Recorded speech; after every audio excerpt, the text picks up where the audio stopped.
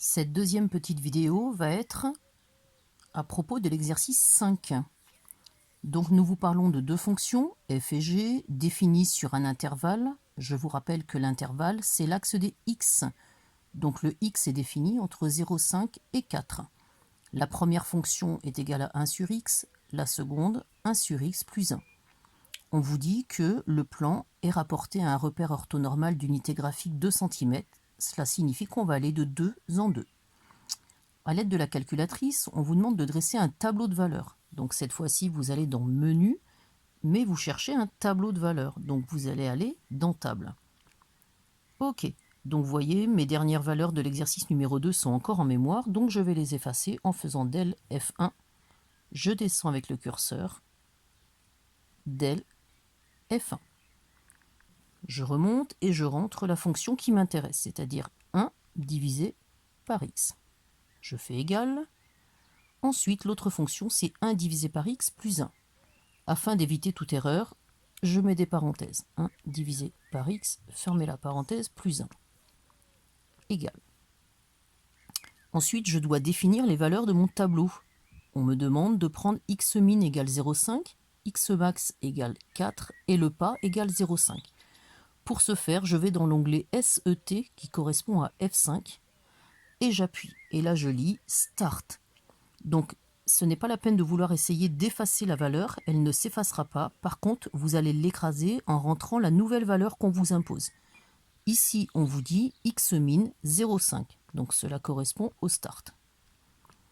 Ensuite, x max, c'est-à-dire le end, la fin de l'axe, est égal à 4. Vous regardez, cela correspond à l'intervalle qu'on vous a donné dans l'énoncé.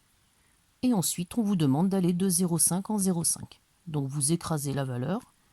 Vous appuyez sur 2 fois égal. Vous revenez à l'écran d'accueil avec vos deux fonctions.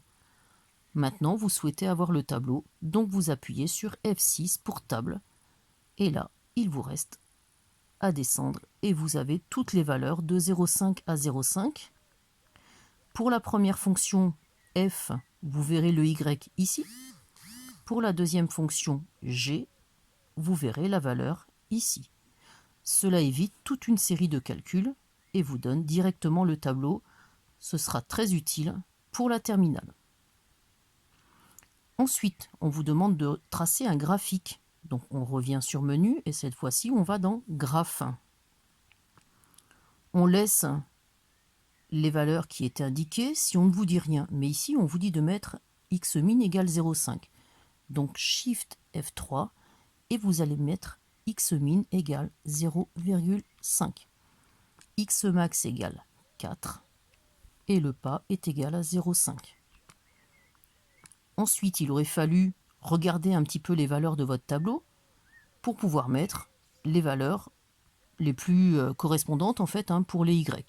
Je vais laisser comme ça en mettant un pas de 0,5 et je vais voir avec vous ce que cela donne en appuyant.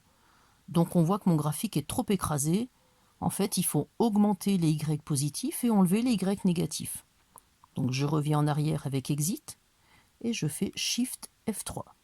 Je descends. Donc je vais mettre 0 pour y min et y max, je vais le monter à 20 et je vais lui demander d'aller de 2 en 2. C'est toujours très écrasé. Donc on voit qu'il faut que je zoome en fait. Donc je recommence.